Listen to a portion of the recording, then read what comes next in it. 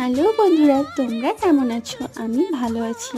প্রতিদিন যখন ও অফিস থেকে ফোন করে আমাকে বলে যে আমি বেরোচ্ছি, তখন একটা কথাই মাথায় আসে যে এবার কি বানাবো। তো এই যে আজকে ভাবলাম যে চলো একটু এগরোল বানাই।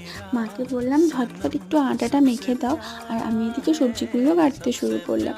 তো এই যে একটু শসা, পেঁয়াজ, ধনেপাতা, লঙ্কা এগুলো কেটে নিলাম, আর ওইদিকে মা আমাকে রুটিটা সেঁকে দিল।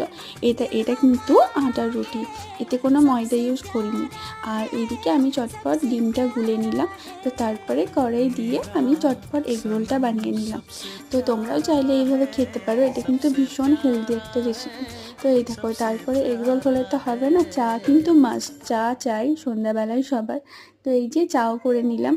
আর আমার কিন্তু একদম এগরোল খেতে ইচ্ছে করছিল না, তো আমি ওকে বলেছিলাম আমার জন্য একটু পাপড়ি চাট এনো।